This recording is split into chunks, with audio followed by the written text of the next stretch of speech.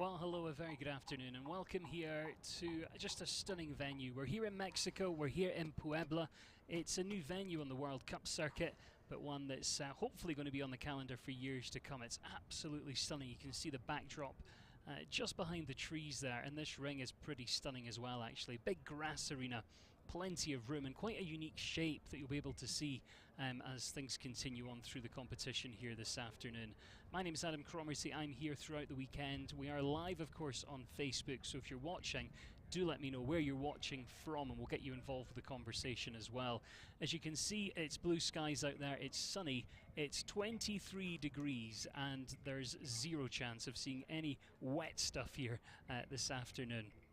But it's going to be a real good competition and a real good chance to see, you know, those first few combinations that are going to be campaigning for the World Cup a little bit later in the weekend. This gives them a good chance to get in and see the ring. Marina Azevedo is our course designer. She's a level 4 course designer, the only female level 4 course designer in the world, actually. She's from Brazil, and the track that she's built here, it's got 13 obstacles, 16 jumping efforts, and the time allowed is set at 82 seconds, so a time limit of 1:64. As always, you know, we get some great names here in Mexico. A few different nations represented as well, but this is who's coming forward. You know, Nicolas Pizarro, one of the biggest names in Mexican show jumping. Rodrigo Lambre for Brazil, he's got a great string of horses at the moment. Jaime Escaraga has been involved with the sport for so many years. And Luis Alejandro Plasencia, you know, a name we see all over the place at venues like Spruce Meadows.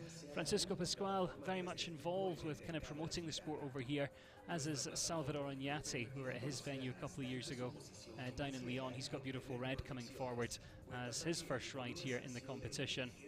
But it's a jump-off format. I think we are going to see a lot of clears. You know, when you get onto this page, we've got Federico Fernandez, Davidoff. It's a horse he knows inside out, one that we've seen campaign all over the world. Alberto Sanchez Cozar's on there as well. Union de la Nutria, another very experienced partnership. As we get towards the second half of the competition, you'll start to see some of those names repeat themselves because they've got two horses coming forward. But you know, normally the horse that they'll nominate to jump in the World Cup will come towards the beginning of the competition. Nicolas Pizarro back in there again, and then Rodrigo Lambre, we talked about him before. Jaime Escaraga back with the second horse, as is Luis, Salvador Oñate, Francisco Pascual. So all these riders, you know, with a couple of horses, we'll see them coming back and joining us once again. Finishing things off, though, will be Manuel Gonzalez, a man who's, of course, represented his country up towards Olympic level as well. So a real good field, a real solid course out there as well. Nothing, you know, trappy or overly difficult, but just a lot of questions. So it's going to really suit those riders who, you know, like to think about it quite a lot. But once again, if you are watching on Facebook Live, it's great to have you with us. Do let me know where you are watching from. Danielle's already with us, Jason Leach on there as well. But you can stick that just in the comments box below, and if you've got any questions about the show, about the World Cup series, about the sport in general, or about anything else, you can pop them in the comments box below, and I'll answer them if I possibly can. We'll take a look at this track in a bit more detail in a couple of minutes' time once we get that first combination on course. But you can see, you know, a real stunning ring. Blue skies, mountains in the background, and we're actually almost on a mountain up here as well. We're really high above sea level, about 1 kilometre above sea level actually. I don't think, you know, these days, you know, horses used to travelling so much. I don't think that will really play into things too much. But you'd certainly want to be here for a day or two and let the horses get acclimatised, and also the riders get acclimatised as well. Samantha's just joined us. He's watching in BC in Canada, where I bet it's slightly colder than it is here. I was in Cancun yesterday. It was really warm there, and then flew here to Puebla. And it's certainly, you know, although it's a new venue, I don't think it's going to disappoint. It's a new venue to the World Cup circuit, but it's used to hosting equestrian events. And international equestrian events as well. So some of these riders will have certainly been in this ring before. Gary Moore's joined us in Scotland, where I'm from originally. I'm from Edinburgh originally, so I know it's definitely colder there. It'll be a bit grey and probably raining, I would imagine. Adriana's watching in Saratoga Springs in Utah. Cecile's joined us, and speaking in a foreign language that I don't really understand. But good to have you with us anyway, Cecile. And great to have people watching from all over the world. You know, Mexico is just growing and growing with the number of international competitions that they do have. but also the horsepower they've got as well. They've got some great young talent coming through, and I think they're one of the nations where the older members of the team are so supportive of the younger members. But the stage is set. We are getting ready to see that first combination on track here with us, and it's going to be Luis Gerardo Castendia to get us underway. Got a 10-year-old horse coming forward with some great lines, including Untouchable and Pilot. This is YouTube Z. So again, this will give us a good opportunity to have a little look around this course. Rina Azevedo, a great course designer. You know, we've seen her build all over North America and Europe as well. And she's sort of used every single inch of this course.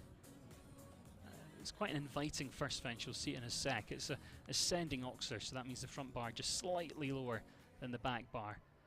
And the rest of the oxers start to get a little bit squarer. From there, it's left-handed round to a vertical. That's about 1 meter 48. And then very quickly, you're rolling back, right-handed in the turn. This is another oxer. This is much squarer now, so the front bar and the back bar are almost exactly the same height. So it's good for the careful horses. It's about 155 wide. Right-handed, bit of a dog leg, and into a really gymnastic triple combination. Upright oxer, then upright out. And then you're on a 5-stride distance as you come down towards another oxer, and it's a real committed line down there. There's no space or time to make any corrections as soon as you sort of turn in there. Left-handed roll back, and I think that is a fence that we're going to see cause an issue once or twice during this competition. You heard the ground jury there ring the bell, so they decided that the horse didn't make an effort to take off. It's going to be classed as a refusal. So the ring crew will just jump into action, rebuild that fence, and he'll be assessed 4 faults for the stop, but also 6 seconds added into his time as well. Bell goes again. He picks up that rhythm, gets organised. But this fence sitting on its own somewhere actually wouldn't be too difficult, but you are coming down after the gymnastic triple combination. Big square oxer, you're turning, and the upright's just right on there. That's 6, and then down towards fence number 7, which is the oxer, and then down towards 8, which is about 1 meter 50 in height. Right-handed once again, another sort of big sort of looping rollback turn round towards this oxer. And again, it's all about just sitting back and waiting for that distance. That's another fence I think might come down a couple of times. Left-handed, right hand as we land though, and then back rolling round towards fence number 12. And then we finish right over on the far side of the arena after that double, down towards fence number 13. Liverpool Water Tray sitting underneath. It's going to be quite a costly ride. We've got to remember there are time faults there, but 6 seconds added in for that disturbance on course. The time allowed set at 82 seconds, 89.86 there, and a total of 20 for our first to go. You can see here again in this replay, just plenty scope for that horse, and I think just getting a bit more experience, jumping these big meaty tracks where things do come at you quite quickly. You can see him there really just trying to maintain that straightness through there as well. Had to work hard on course, but is going to finish on a total of 20. Philippa Marks is joining us watching in Ireland. We've got Anne B with us as well. Linda's there. And Amanda Curry joining us as well. So yeah, any comments about anything that you see, feel free to pop that in the comments box below. Elizabeth says, I'm so happy to see some show jumping and the weather as well. They've got a lot of snow and no indoor arena. I can feel that pain. I was at home in the UK a few days ago and it was absolutely freezing. Anyway, let's get back to the sport here. Chiguel Lucia comes next, a 12-year-old, while the Francisco Rodriguez taking the rides here. He certainly comes from an equestrian family. His father coached the eventing team in Guatemala. In fact, this rider, we've seen him event before in the past. Just catches that oxer there. You can see maybe just picking up things a little bit, hoping to be a faster 4-fault round and still get a good result here. But when I was watching this horse last year, especially towards the end of 2021, he had some great finishes, and I think we'll see that just build and build as this year goes on. And it's a real interesting field here today. We've got some, experienced partnerships. We've got some new partnerships. We've got some riders who are just starting to step up to this level as well.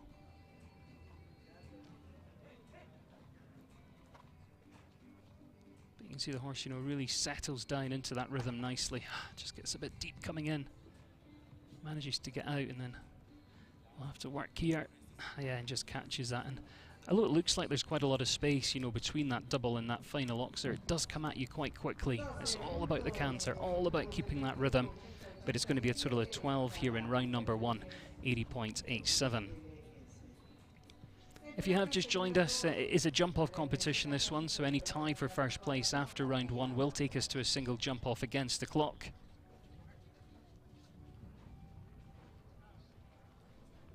We've got a lot of talent still to come. If you are watching on Facebook Live here, if you could just hit that share button as well, just let your friends know that they can watch as well. And we'll get Nicolas Pizarro underway. Nicolas, a rider who is certainly well known, not just here in Mexico, but you know, he'd be known all around the world. He's represented his country to Olympic level, been to the Pan American Games. And this horse jumped a cracking double clear and finished 5th in the World Cup in Fort Worth in Texas. That was our sort of last time out.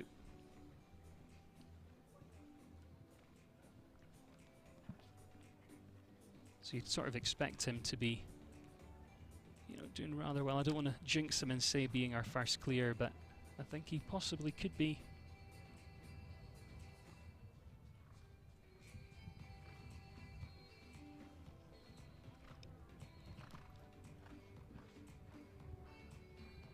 It's always nice to see Nicolas. We see him quite a lot at Spruce Meadows as well.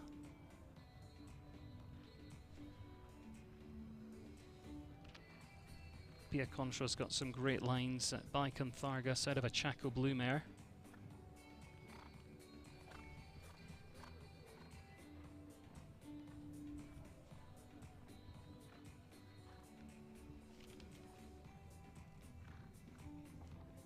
You can see it's very adjustable, got lots of nice scope. Just having a look on the jumper app as well, and I can see this horse has had 7 podium finishes during its career. At this sort of level, average faults round about 5, but you can see it's a perfect clear today. It is clear round number 1. Nicolas Pizarro and Pia Contra, 77.48. And we know consistency is really key in the sport, and as I was mentioning there, you know, at a metre 50 level, this horse has an average faults of about 5.25, but when you think of how many rounds these horses jump, that's a really good percentage. It shows that the horse is very consistent. And really it's seen most competition at metre 45 level, had 25 starts there and 12 starts at 1 metre 50 level. So we've seen that first clear now. We're going to be looking for a second one to guarantee a jump off for us. And again, this is another rider who you'll have heard of. This is Rodrigo Lambre. Again, it's another real equestrian family. His brother competes internationally to Olympic level. His partner Caroline involved with the sport. His father competed to World Cup level. So the whole family, you know, really involved.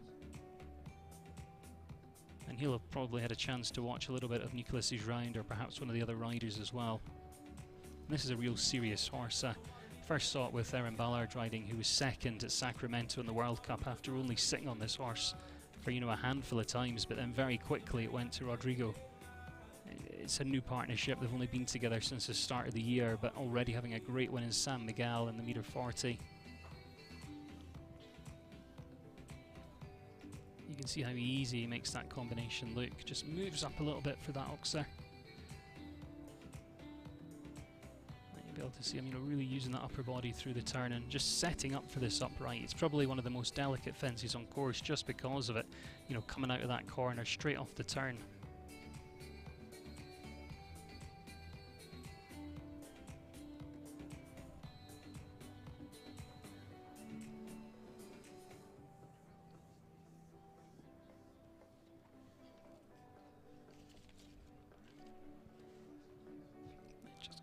Things together, almost home.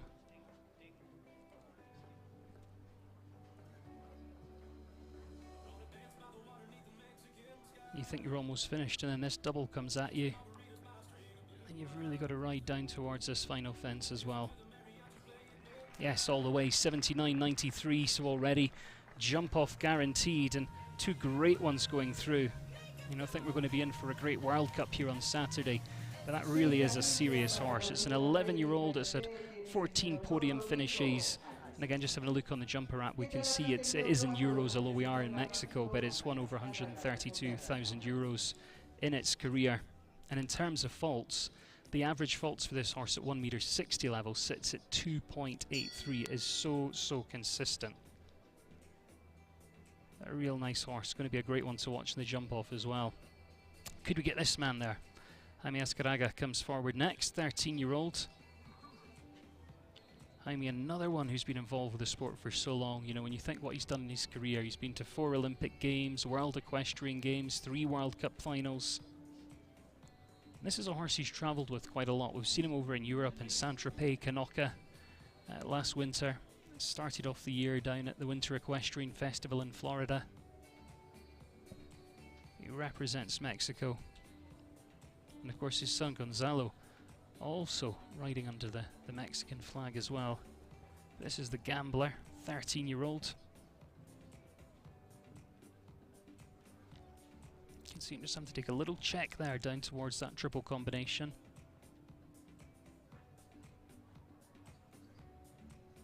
And a real look at concentration as he lands and then comes down towards the Oxer.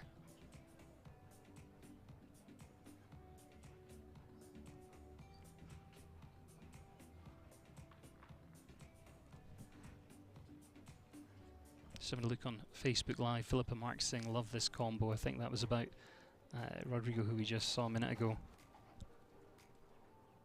But again, if you do have any questions, any comments, pop them in the comments box below, or if you just want to let me know where you're watching from, you can do that as well. It looks like we might be about to add another one to our clear round list. Oh, a little tap on the back bar of the Oxer there.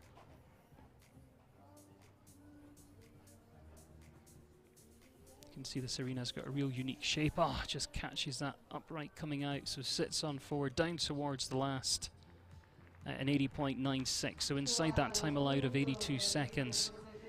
But it is going to be just before there. Takes him into 3rd place at the moment. Of course, the top placings will be decided by that jump off against the clock, and then the rest of the leaderboard made up on faults and time.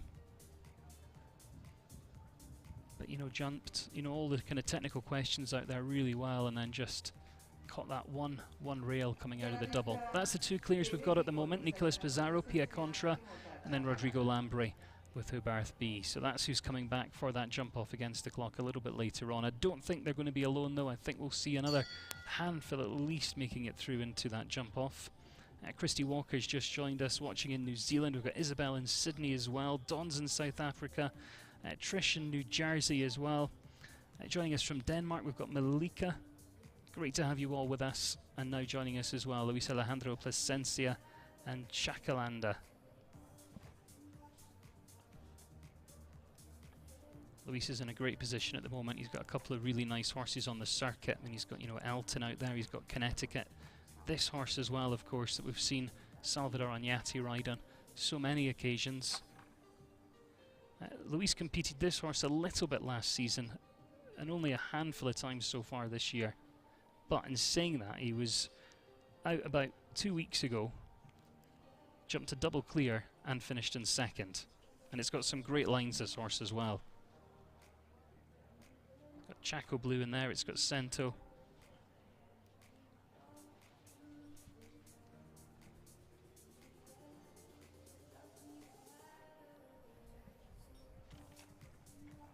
A little light rub on there.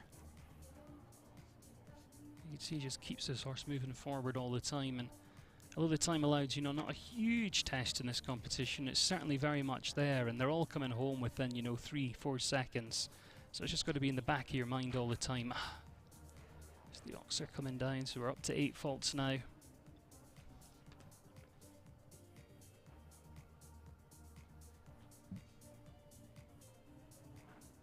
Catches that one as well.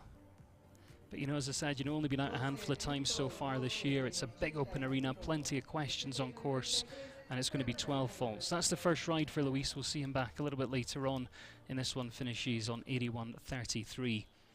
Elizabeth Malmstrom says a lot of the World Cups have been cancelled on the West European League. Has it been like that all over the world? I think it really still comes down to COVID. You know, the ones that tend to have been cancelled over in Europe are in countries that have restrictions still in place, or restrictions that wouldn't allow them to run as big open commercial events. But I know the North American League is you know, in full swing. We've only got another leg to go after this. We're off to Ocala next week, and then that is it. We all look toward the World Cup finals. Jose Antonio Chedraui's next. Mighty Mouse is the name of the horse. Now, this is a 16-year-old, but you wouldn't think it to look at it. It's still, you know, got so much scope, so much ability. And this is a family with, you know, generations of horsemen in it. Jose is based at the family yard in Jalapa.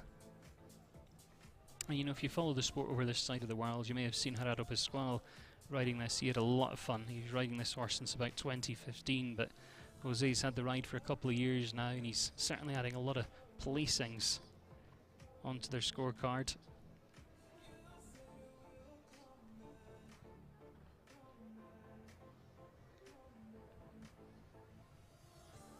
A very experienced horse, and you can see Jose occasionally just having to sit back and take a little check, because Mighty Mouse sort of says, you know, let me at them, Dad, let me at them.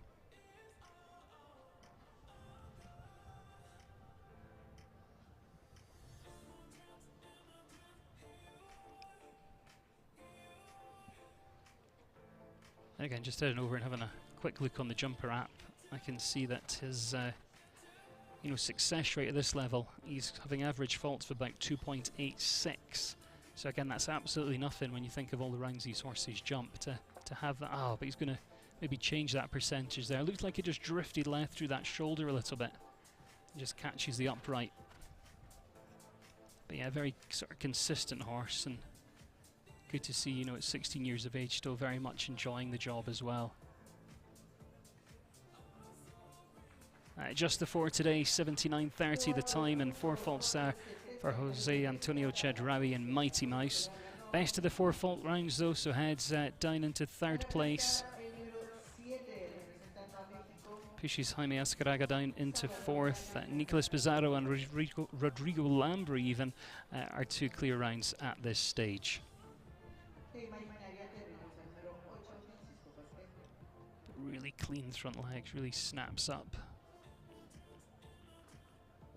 Beautiful Red comes forward next. This is a horse that Salvador's had since about 2018. It's by Casal. It's an old rider, Frank Chater. So that means, you know, the horse came through the European system. We saw him in the young horse competitions at shows like, you know, Dublin, who've got a real strong young horse division. But Salvador's been pushing up the levels. We've seen him jump at places like Spruce Meadows, and then of course he went to the World Cup at Leon here in Mexico. Last time we had a World Cup here, that was in Leon back in 2020, and he took the win of that one. I think this could be one to watch. He's had quite a busy couple of weeks though. He just joined us from Guadalajara, where he's been jumping some nice rounds there.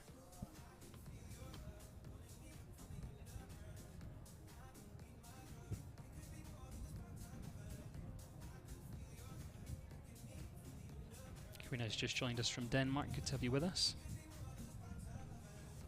Philippa says, love Mighty Mouse. That's a cracking horse.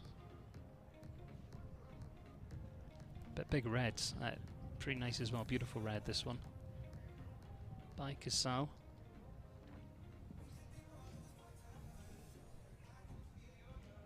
So you're just having to take a little check, really set up for that upright.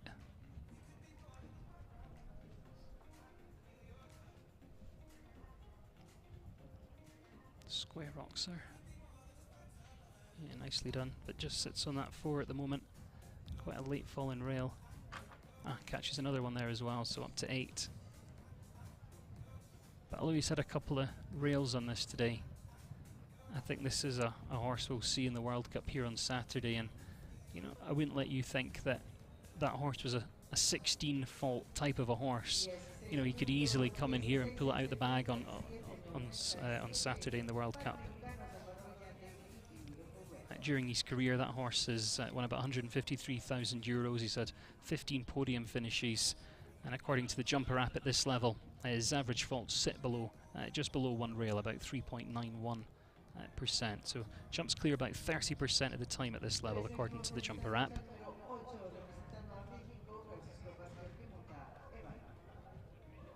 But still on those 2 clears. I think we're going to see about maybe 6, 7 clears in total going through to that jump off. It's going to be a cracking one when we get there. Vibka's just joined us from Norway. I hope that's how you pronounce your name. Good to have you with us. Again, if you're watching on Facebook Live, you can let me know where you're watching from, or if you've got any questions, pop them in that comments box below. Don't forget to hit the share button as well. But we're going to get Francisco Pascual underway here. He's got the 10-year-old Ibano. Some quick star lines in there. Franza, a great organizer of show jumping here in Mexico as well. You know, he's involved with some of the biggest shows that Mexico's had and still has, actually. And as an athlete, we've seen him pick up a couple of gold medals at regional games level. He's got a couple of great horses at the moment. I really like his other ride, Naranjo, but this horse is really stepping up now. He had a win with it back in September. And this is one he knows really well. He brought it out a couple of years ago in its 8-year-old year and has produced it really carefully. We saw him in the young horse competitions at Spruce Meadows.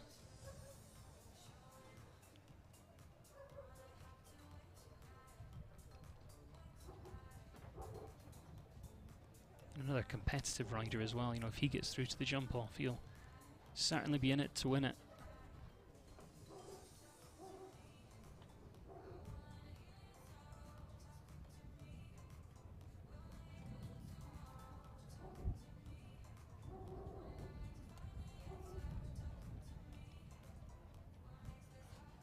You sort of get the feeling when you reach this part of the course that it could almost be over, and then you have to remember you've still got this double and then that final fence as well.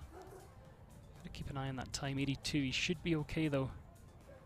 Yeah, safely through, 80.23, so clear round number 3 there.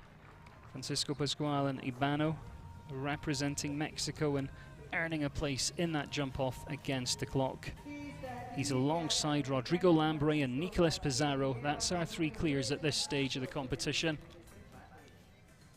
A lot of great combinations still to come as well, and again I think we will see a few more added on to that list.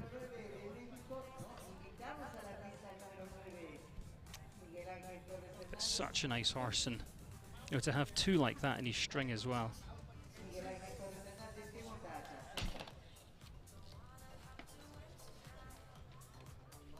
But now we set on those 3 clears heading through to that jump off against the clock.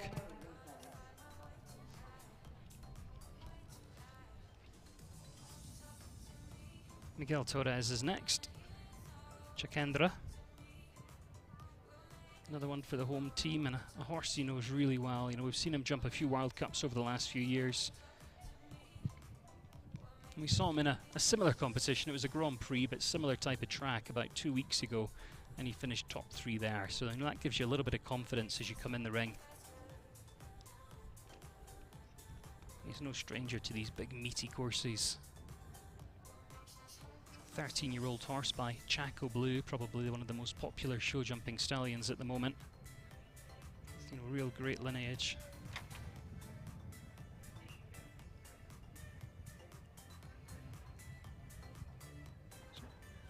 Whoa. Yeah, he's going to have an expensive line through there. Again, everything's so related on that line, and you don't have everything just perfect coming out of the corner. There's pretty much nothing you can do. But obviously that is a triple combination, and for those that are sort of new to the sport, it is almost judged as one obstacle, although you're faulted at each individual element. But what I'm saying is if you do have a stopper or a run out or whatever, you have to reattempt all 3 elements there. So that fence gets put back up, and then the bell goes again, and he comes back round to reattempt A, B and C.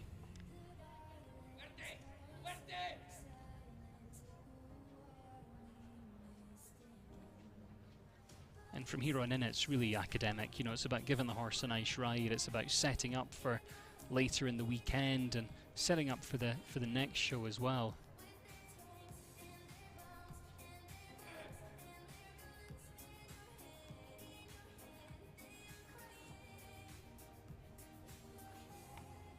You can see the horse has certainly got the ability.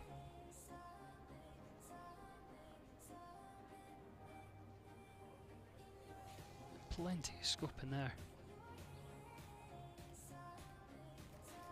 Just taking a bit of a check round that corner.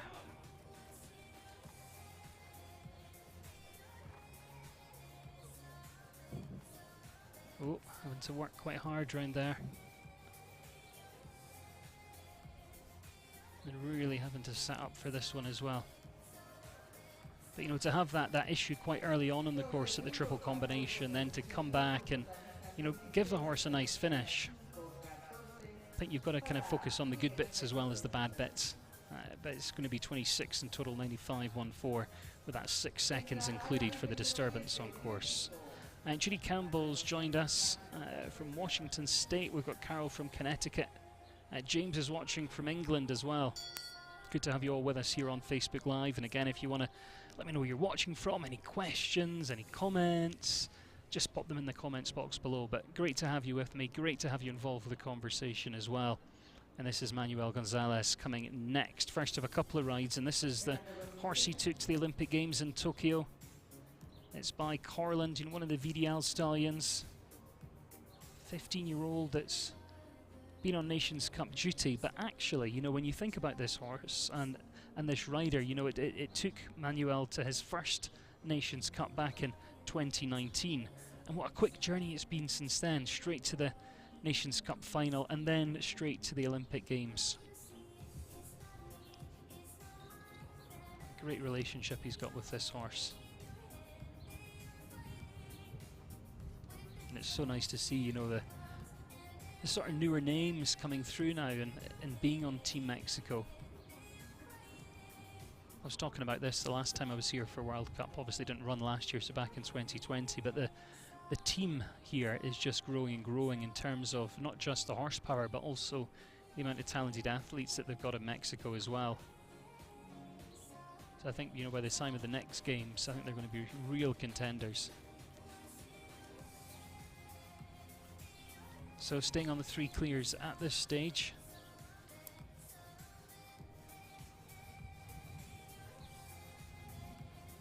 Nice to see this one going through as well.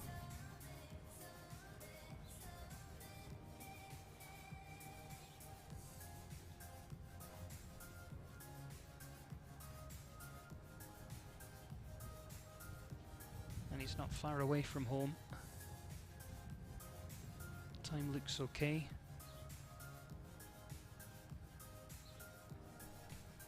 About 10 seconds to get home and just 1 fence left. Is he going to be another clear? Yes, he is, all the way. 78.36. The Olympic partnership goes through now and brings us up to 4 clears at this stage. 11 combinations, or 12 combinations actually gone so far, about 21 left to come in the first round. Christy Walker on Facebook Live saying great combination, very nice rider. Tina's watching in Montego Bay in Jamaica. Oh, bet it's lovely there. Trina, good to have you with us though. She says the course and arena looks amazing and challenging. Yeah, there's plenty of, you know, big questions on course. It's a really nice arena, and I don't know if you can make it out, but a real kind of unique shape as well. It's almost like a bit of an egg, but with a straight line in places. But it's great, you know, and it's good for the course designers to use a sort of different shape arena as well, because it does change the questions. You can't sort of bounce off the walls in here. Everyone has just joined watching in Toronto. James says, is there any English riders? There's not. We've got Mexico in here, Brazil, Guatemala, and I think that might be it actually, Brazil, yeah. It kind of changes from year to year, you know, how many nations come down here for the World Cup. This is Fernando Rodriguez Esparza on course. Halebe van de Oosthoven having an early rail. Again, it's almost frustrating having early rails, but if you have to look on the positive side and you've got the horse to do it on, you could then just speed up a little bit, try and be one of the fastest 4 falters and maybe pick up some prize money. Remember, in any FEI competition, there's always 12 prizes. Even if there's only 6 riders, they still have to award 12 prizes. So the 7th would go to first and then 8th to second, all the way back down in that situation. So there's always 12 cash prizes, and at the moment there's only 4 clears. So if you can get round 4 faults in a fast time, you could still pick up some money.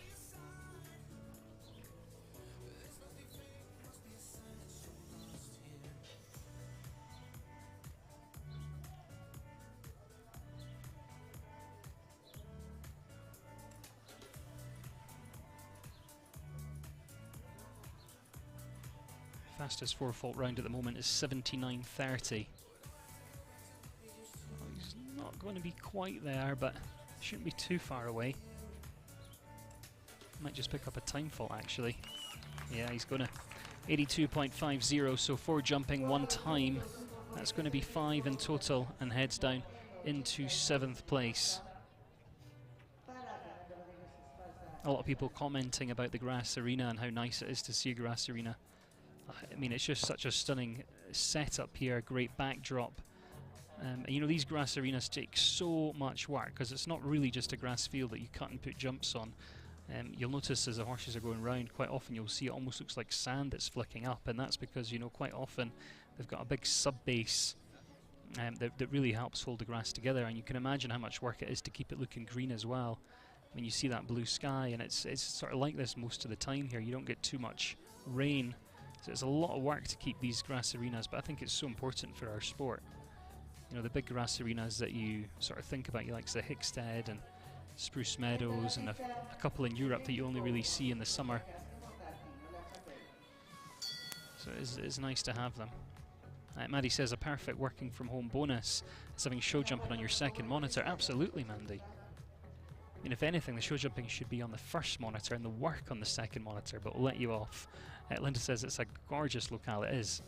Absolutely stunning backdrop here. Juan Jose Zandeas is next. Tino La Chapelle. Another partnership that really know each other quite well, actually. And Juan Jose's had some great input over the years from his family, you know, senior members of the Mexican team, and also spent a year or so working with Ilan Federer down in Wellington as well. But he's been jumping this horse for about 6 years. They started off together in the under-25s and quickly went on to become regular members of the Nations Cup team and the Jump World Cups, and it's just a really useful horse. It's very adjustable, but it's got that bravery of a big sort of Nations Cup horse. And Juan Jose is so competitive as well. You can really see him using his upper body round that turn.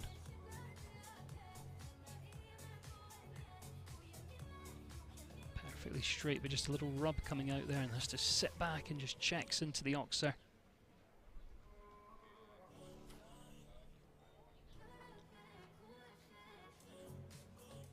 This horse is 15 years of age now. It's by My Lord Cathargo out of a Verdi mare. So again, really bred well.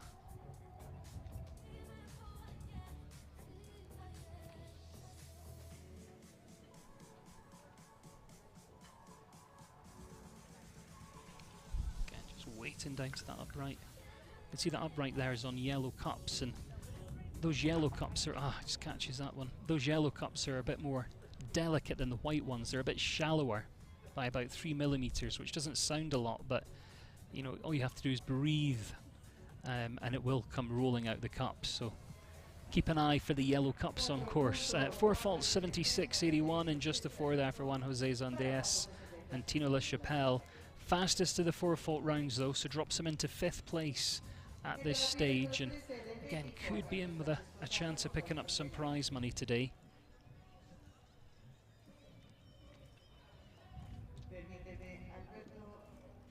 But 4 clears at this stage: Nicolas Pizarro, Rodrigo Lambre, Francisco Pascual and Manuel Gonzalez. So that's the clears at the moment.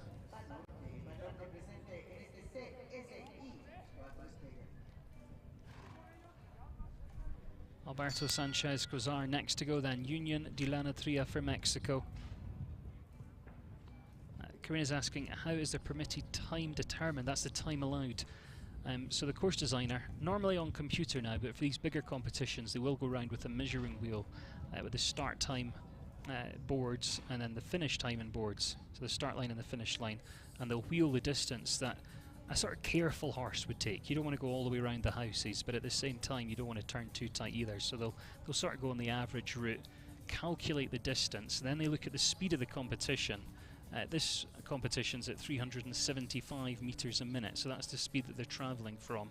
Then they do that sort of calculation and it gives you that time allowed. And the time allowed actually just got even more important quite recently. The FEI just changed the rules, so up until a couple of months ago, if you got time faults in the you have to pull out there. Again, that triple combination, you know, everything's just so related on that line, so he'll get reorganised. We'll get that back up. It's certainly not what we're expecting from that partnership. Real experienced pair. Had a lot of Grand Prix wins over the years. You know, you won the World Cup. They used to take place in Guadalajara back in 2020, so I think Alberto will be a little bit upset with that. But just going back to what I was saying about the time allowed, you know, it used to be in the first round, if you were over that time allowed, you got one time fault for every 4 seconds, or part of 4 seconds over the time allowed, and the FEI changed that quite recently. It looks like Alberto just decided to retire there. Yeah, the FEI changed that quite recently, and now made it like it used to just be in the jump-off, which is 1 for every commenced second. So that means, you know, the time allowed, it's always been an important part of the sport in recent years, but it's just got even more important. If you go a little bit slow, you can end up getting the same faults as you would for having a rail down or a refusal. And not quite sure why they did it, but they did it, and I'm sure they know what they're doing. But that was a real shame there. But great horseman, you know, he knew he was out of contention, so he knows that horse doesn't need the experience in the ring and decides, you know, just to save it for another day. Arturo Parada Vallejo comes next, a 14-year-old called Pandora. They join us just off the back of a 2-star Grand Prix win in Guadalajara about 5 days ago. Fences here a little bit bigger, the track may be a wee bit more technical as well, but you know, we'll see how they get on, just starting to step up and become more consistent at this level. And this is a horse that Bart Bless started over in Europe. They've been over here for quite a while now. Arturo's had him for a couple of years. It's a 14-year-old with Lordanas lines in there.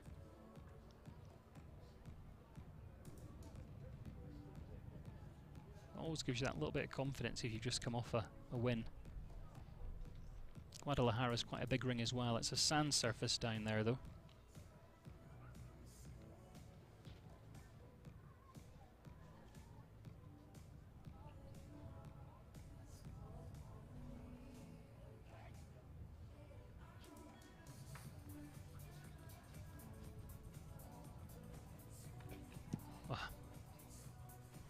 A shame coming off the corner there.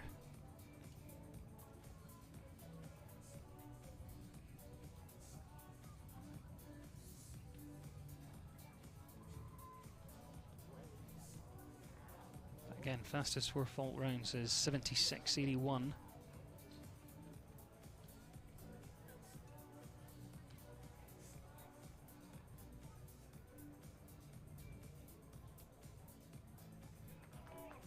Yeah, and just finishes on the 4 today, 80.07.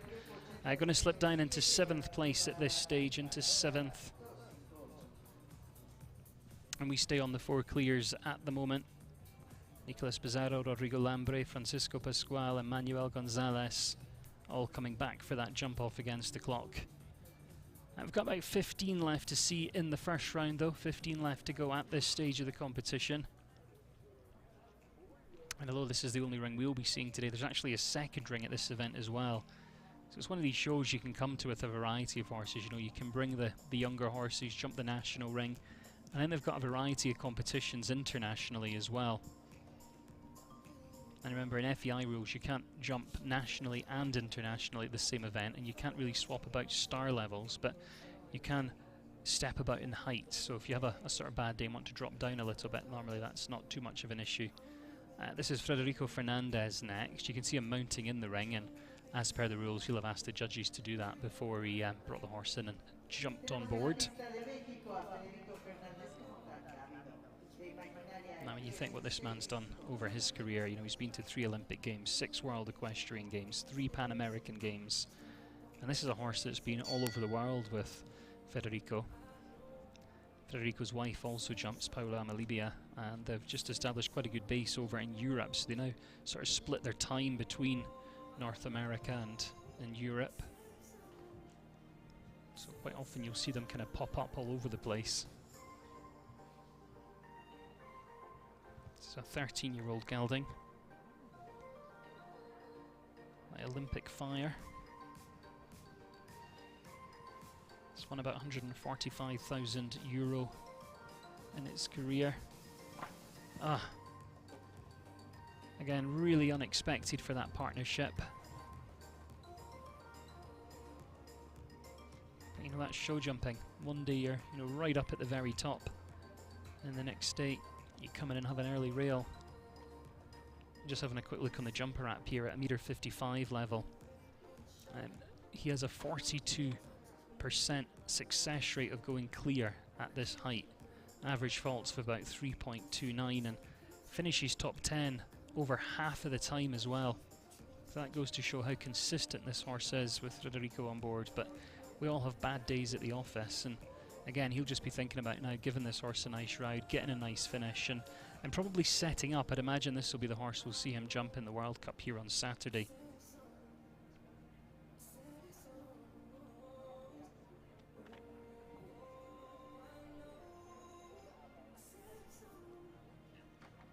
A little bit of a rub there as well.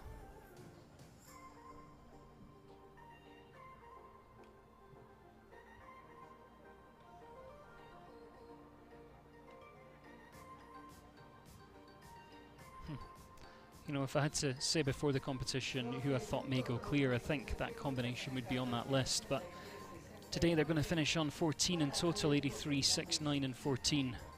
Linda's asking, can the course designer still modify time allowed within a few of the initial riders? Yeah, up to 3. So 3 rounds that haven't been sort of impeded by a refusal or something. Once you've got 3 completed, you can, in consultation with the ground jury, make an alteration to the time. They weren't actually thinking about making it so that you couldn't. But that rule didn't go through at the last FEI rules meeting, so it has changed to 1 for 1 when it comes to time faults in the first round, but it can still be amended if needed.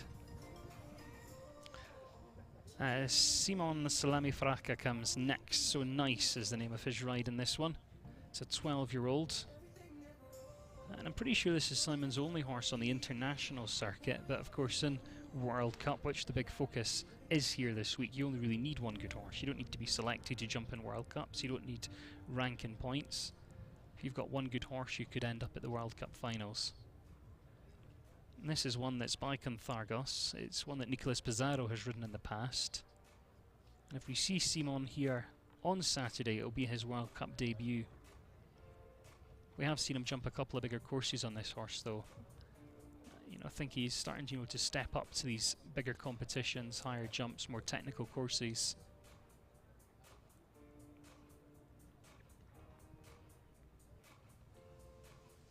Pushes out there.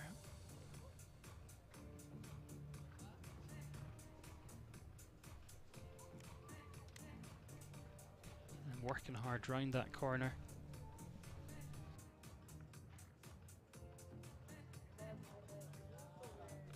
Has to make a bit of a correction and a change in towards the Oxer. But this horse is so adjustable, he lands, you can quickly get it back into that nice equal rhythm again.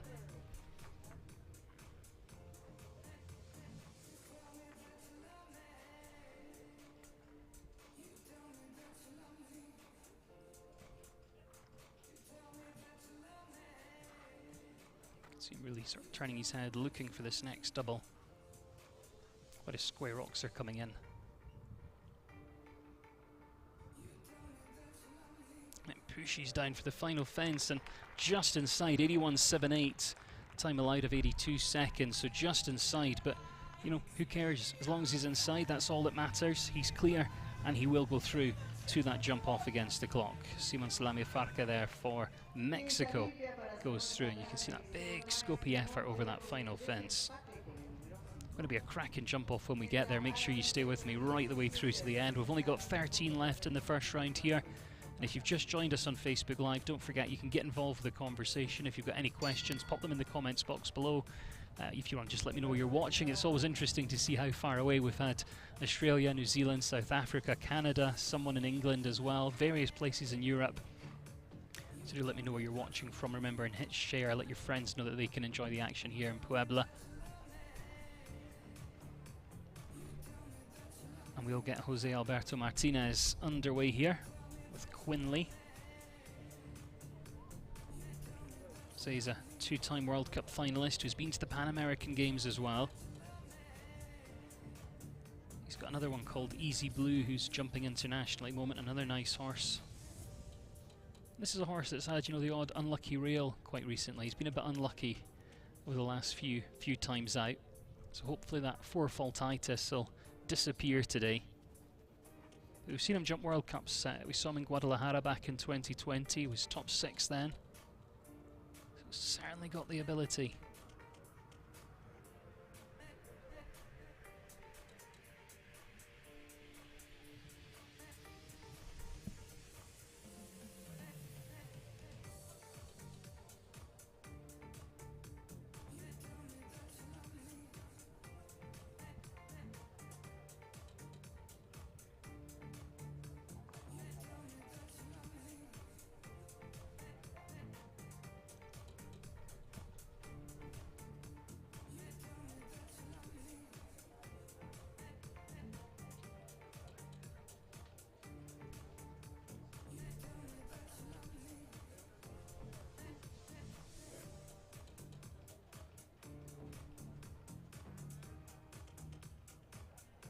Still clear up at this stage.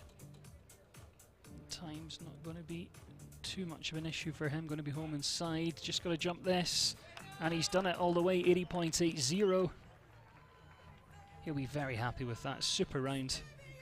And safely through into that jump off against the clock. And again, that's a horse that's really been building and building. It's had 12 podium finishes during its career. And again, at this level, top 10 on 70% of its starts. And in this sport, as we know, consistency really is key. It's clear about 23% at the time. That will now change because we've just added another clear round result to that horse's record. But it's really building now. Jose's in good company alongside Simon Salami Farca, Manuel Gonzalez, Francisco Pascual, Rodrigo Lambre and Nicolas Pizarro, all heading through into that jump off against the clock.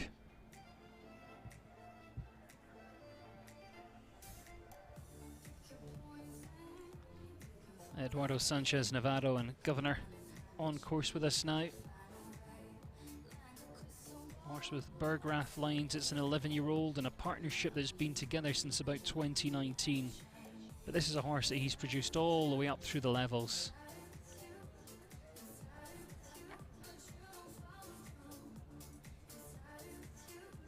It's really starting to just become clear more and more often.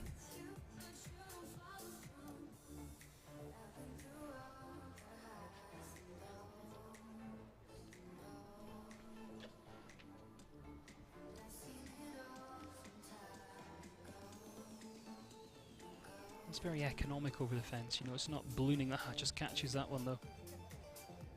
It's not one of these fences that really sort of balloons or hangs in the air. It's very economic. Doesn't waste too much energy over the fence. Again, a fast four-fault round could still put you top 10. It could slide you into 7th, but as soon as you have that second rail, you're pretty much, you know, pushed out of contention. It then becomes about giving the horse a nice finish, setting up for the next time that you're back in the ring or the next time you're back at a show. So having to hold and push down to this final fence. Catches that as well though, and is going to finish on 16 today, 78.24 and a 16 score for Eduardo Sanchez Navarro and Governor representing Mexico. So we sit on 6 clears at this stage. A lot of nice horses still to come.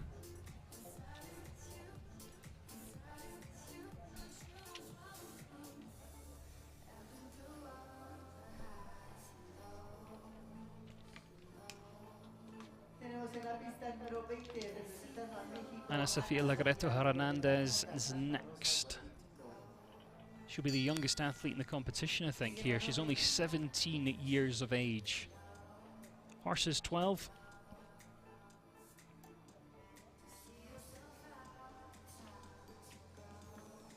And and you know, she's in a real good position. She's got another horse that's is equally as nice as this one called Santa Rosa Vancouver, and she took that horse to the North American Youth Championships last summer, just missed out on taking a medal there. But this is Santa Rosa Wellington Boy, and a combination, you know, that are really starting to step up more often than not into these bigger competitions.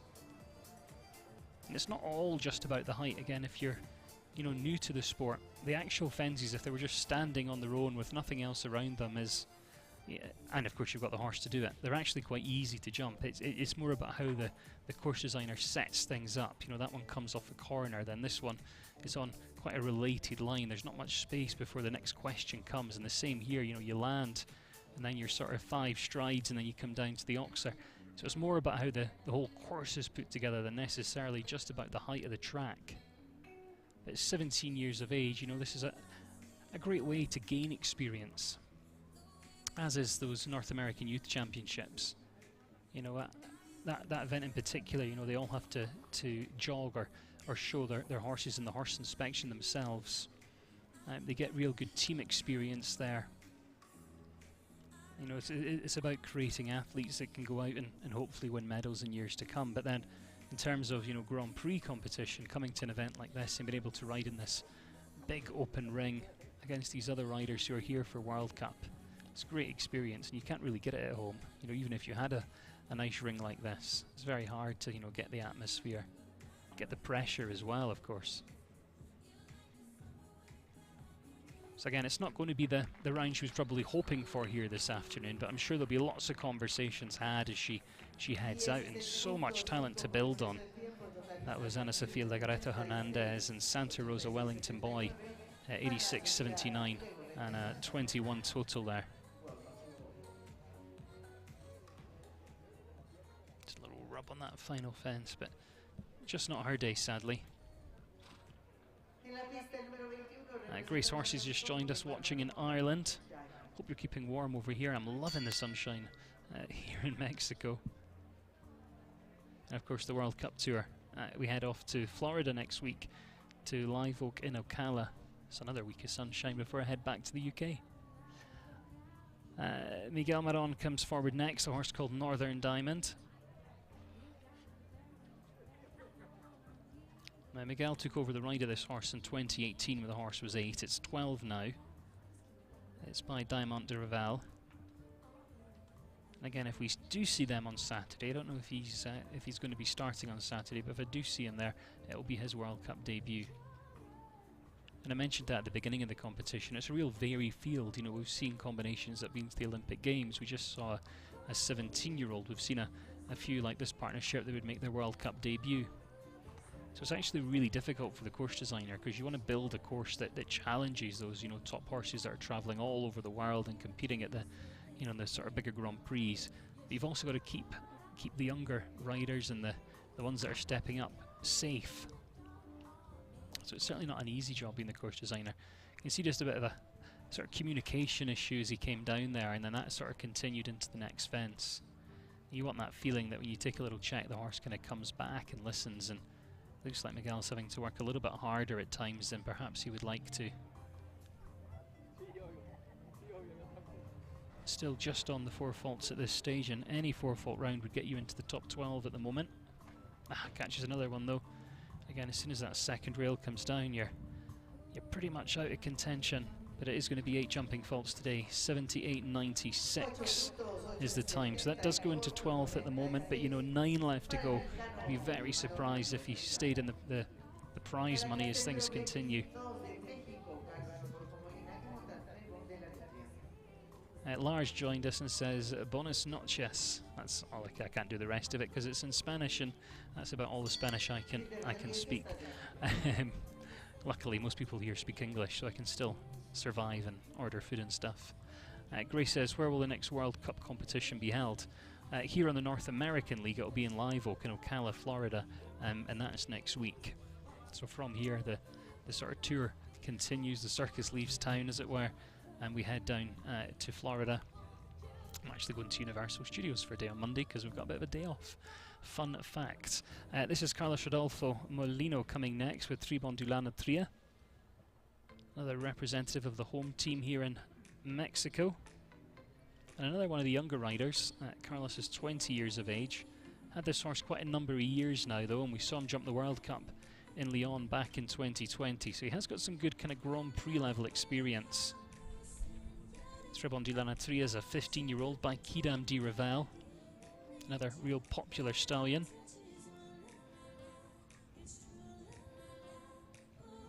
Quite an adjustable horse, this one as well. You can see him kind of putting his leg on round the corner, but then can kind of sit up, take a check, and the horse does come back, and you know, he sort of rebalances that canter quite easily.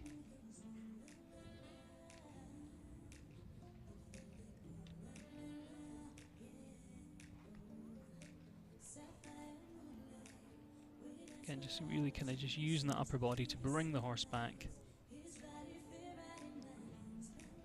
Oh.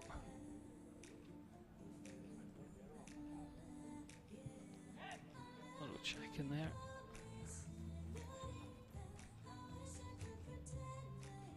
And 82 seconds time allowed, so about 10 seconds to get home. Should be okay though.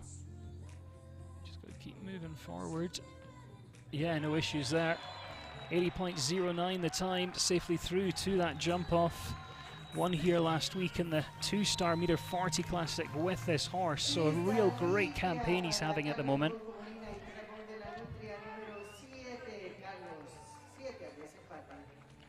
Again, real talented partnership.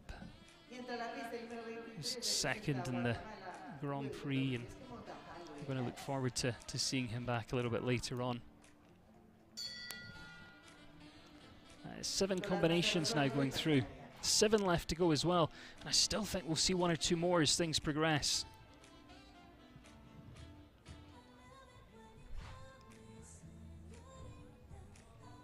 Wilder Francisco Rodriguez next with Highway S. Represents Guatemala. This will be a second ride. He's already had a chance to, you know, have a little bit of a ride round here. He picked up 12 faults with his first horse.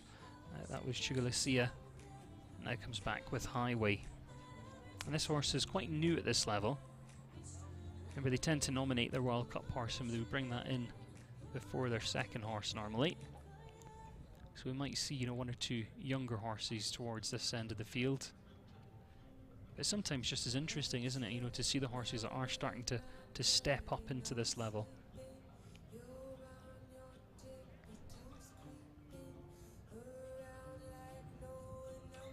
You can just see as well, you know, there's lots of people watching all around the ring in the various kind of VIP hospitality and the restaurants here. And it's a real kind of relaxed vibe going on. It's so nice for the horses and the riders as well. You know, some of the shows, especially, you know, indoors during the winter, it's a bit like a pressure cooker. Ah, that's come down. And so is that. But very related, that line. Although it looks like you've got all the time in the world, actually there's not a lot of room in there to sort out the canter.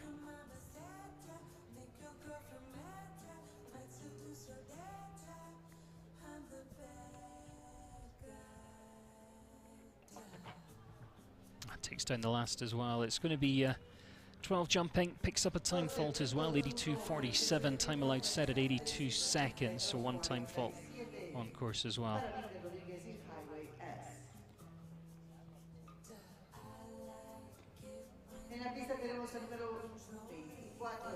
Going to be some jump off when we get there though. I'm sure you've already got an idea of who you think are going to be taking the top honours here. We'll remind you, in fact you can see on screen now those that are making it through: Nicolas Pizarro, Rodrigo Lambre, Francisco Pascual, Manuel Gonzalez, Simon Salami, Jose Alberto Martinez also going through as well, and then Carlos Rodolfo. So yeah, a total of 7 at the moment, progressing forward into that jump off against the clock. Still think we might see 1 or 2 more, but don't tell anyone. Right, let's get Nicolas Pizarro back underway. Again, second ride for him. It's a horse he's had for about a year now. And we were talking about consistency earlier, and I think this horse is just becoming more and more consistent all the time. And he's had it for about a year, and I'd say he's probably now got the best string of horses he's ever had. And he's always had nice horses, but you know, he's got that kind of breadth and depth to his string now.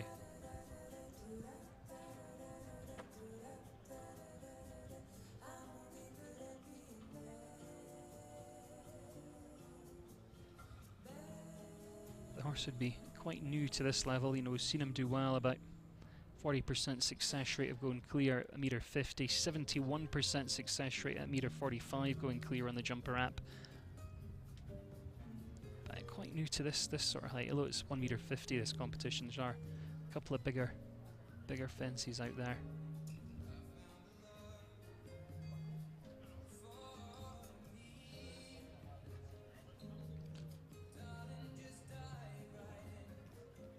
Really stepping up to this level. You can see Nicholas making a little bit of a correction there. He's got the canter completely sorted out and ready for the double. And then just glides home. Nicely done. 79.06 clear there. Nicholas Pizarro clear with the first ride, and now taking 2 horses through to that jump off against the clock, and brings us up to 8 in total jumping clear so far. Derice has just joined us, says great competition and hello from Richmond in the USA. Good to have you with us, Derice. And of course there's lots of sport to enjoy over the next few days as well here. The World Cup will be on FEI TV, and you can also catch highlights on various channels around North America, but if you are like Derice and in the USA, then it will be on CBS Sports, the highlights, a little bit later on in the week actually. So probably next Tuesday, Wednesday. Have a look at your TV guide, if those still exist these days, probably online, and you can find out where to watch. But also live, if you're watching on Eurosport, you can see it, and a bit of a time delay over there, but almost live over in Europe, the World Cup on Saturday. Jaime Azcárraga next then, eye catcher JB. Second ride for him here in the competition. He's produced some great horses over the years.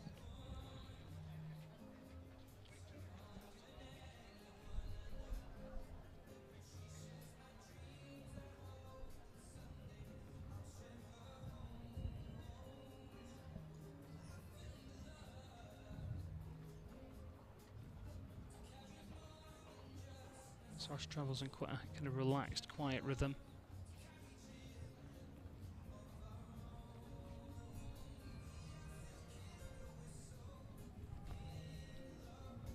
He's had this horse for quite a while now, number of years in fact.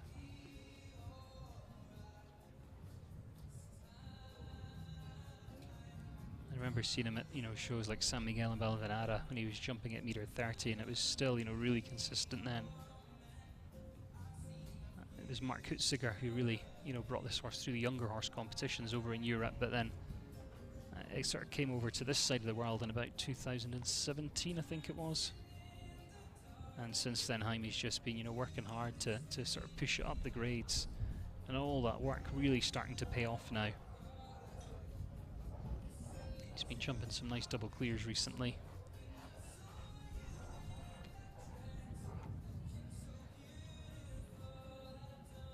Oh, how lucky was that? You could see him having to work out of the corner there to get things organised, and then just comes down on the back bar. Just over the time though. 82.08 time allowed set at 82 seconds, so 800ths over. And it still goes down into 9th though, and could still get prize money with that one actually. There's 5 left, he's in 9th place, top 12 to get some prize money. You can see the big pats there from Jaime, and he'll be over the moon with that horse. I mean, just jumped its socks off in there. And perhaps just that little correction, before he came into the double on the corner, maybe that's where he just lost those 8/100ths of a second.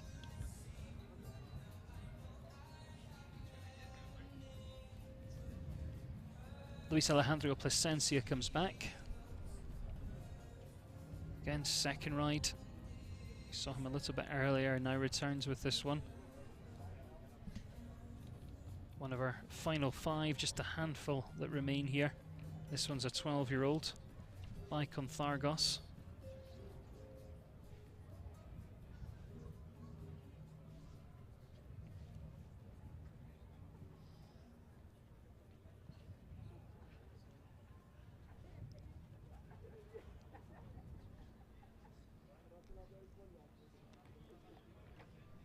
This is a horse I recognise quite well because it used to be ridden by Matt Sampson of Great Britain, who's from the northwest, where I live actually, northwest England. And Matt was over jumping at Spruce Meadows and also on the European circuit last season. New ride for Luis though. He just brought it out, I think, for the first time internationally back at the beginning of this month. But before Matt Sampson was riding it, it was actually here in Mexico with Antonio Maura and Salvador Oñate. So it's certainly well travelled, this horse. It'll have plenty of air miles.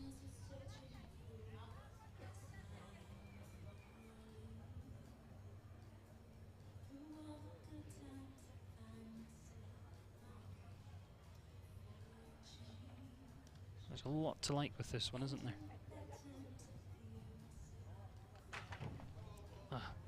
Back bar comes down off the Oxer there.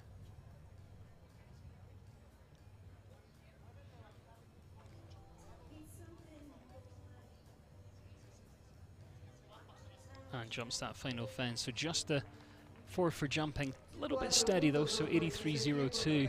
Remember, with those new changes to the FEI rules, it is 1 time fault for every commenced seconds. So, you know, a few weeks ago, that would have been a total of 5. It's now a total of 6 for Luis. And it pushes him down and out of the money there.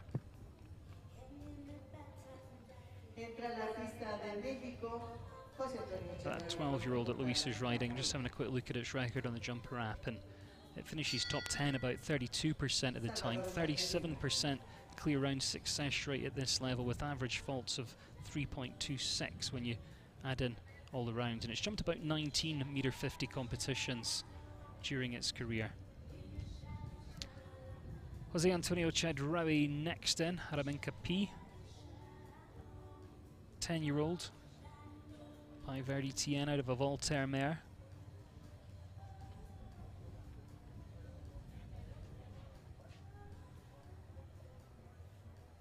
Another well-travelled athlete.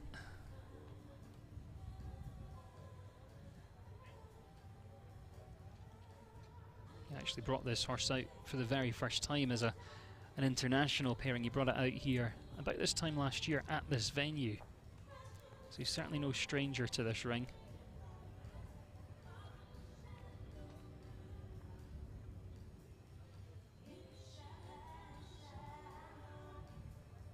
Horse was based in the Netherlands before coming over to North America.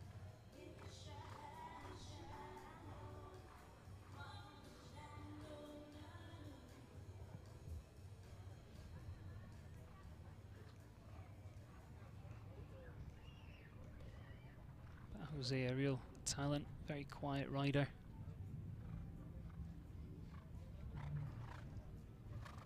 This horse has jumped in 13 competitions at this height.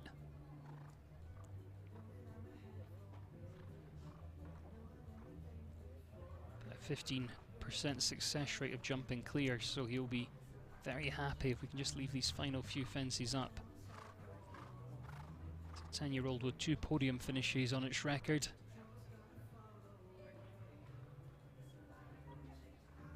Comes down to the last though, making a great job of it today. Just keeping an eye on the time, but should be okay. He is 81.62. And again, he'll be very happy with that one. Great round. Safely through to the jump off against the clock.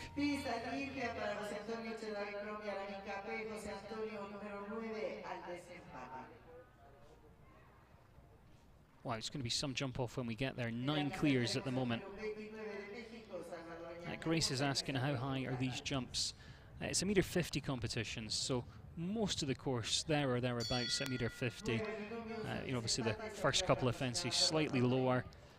Then a couple at, you know, meter 48, meter 47, but there are a lot of fences full up to height out there, and quite wide oxers as well. You know, the oxers you're talking about 1 meter 55 in width. A couple of them are 160 wides actually. Fence 13's about 160 wide. Centre part of the triple combination 145 high, but 160 wide. So it's certainly plenty of meat on the bones out there. Salvador Oñate comes back, another ride for him. Elisa B. JX, 10-year-old.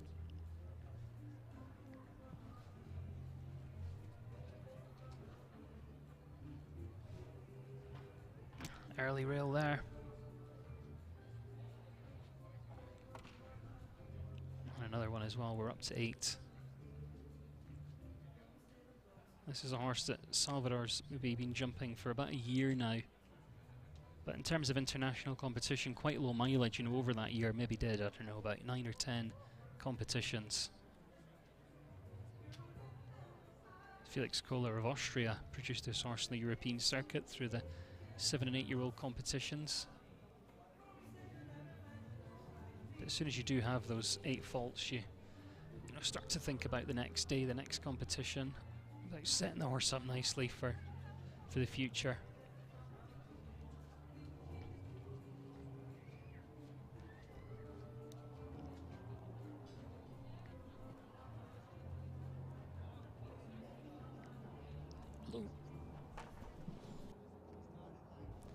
Although we've had a couple of rails at the beginning and, you know, one towards the end, there's a lot to like in the middle there.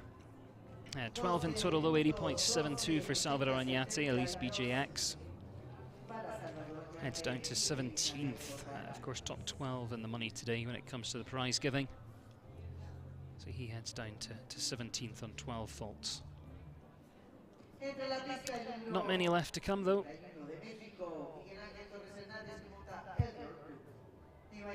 Elder Blue is standing by, but here's who's gone clear so far. Some good names and some great horses up there, actually. You know, 1 or 2 of these have been to championships or Olympic Games. We know it's going to be a fast jump off when we get there. And there's Elder Blue. Miguel Torres Hernandez takes the ride of the 10-year-old. This is an Oldenburg.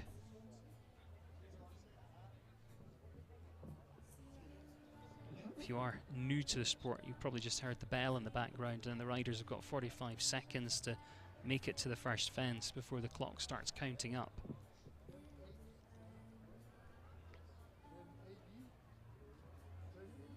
This has been in the family of this horse for, well, certainly since it started jumping internationally.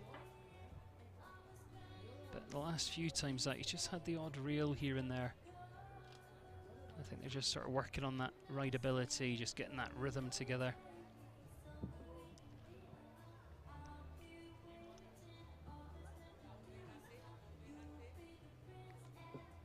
This is one of these horses that likes sort of moving forward all the time. You know, doesn't like, you know, this sort of fight or slowing down. He likes to move in that forward, big open rhythm.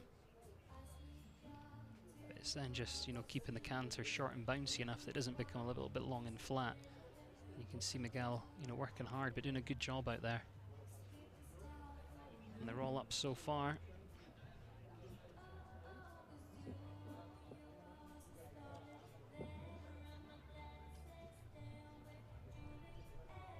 Come on.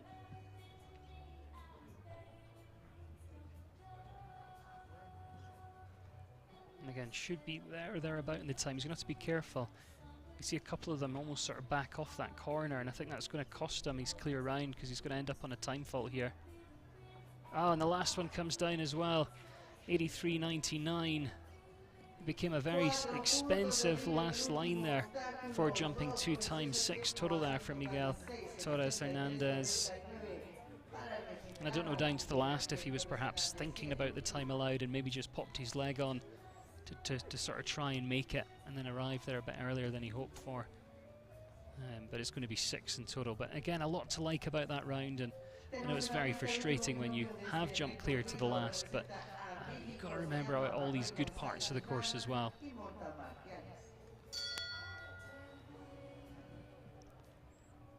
Manuel Gonzalez is going to be our last to go. Martelas is a 10-year-old by Nabab Derev out of a Lord Z mare.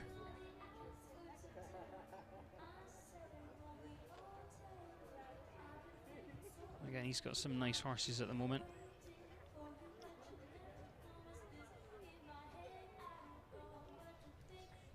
Let's see if we can get him through to the jump off in this one though.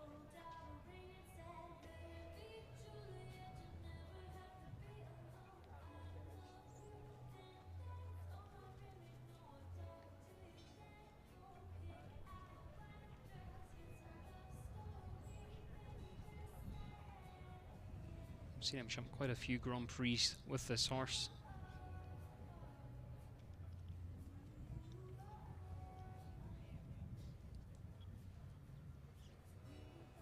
over the last couple of years. Another one that's been stepping up. You know, when we first saw him in Valvanara back in 2020 with this horse, they were out doing the metre 30, metre 35 competitions, and now, you know, pushing up towards metre 50.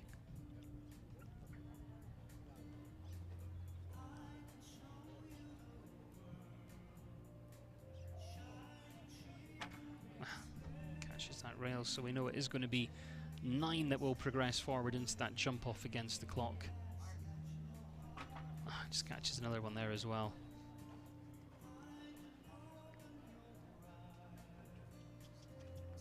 Oh, a little bit sticky off the ground there. You can see him just give him a little tap behind his legs, say come on.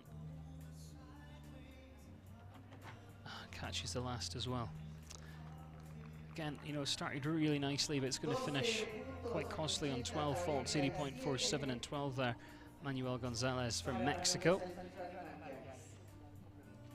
So 9 clears is what is going to progress forward through into that jump off against the clock. We'll take a look at the runners and riders in just a moment, and if you're on Facebook Live, feel free to let me know who you think is going to come out on top in that jump off.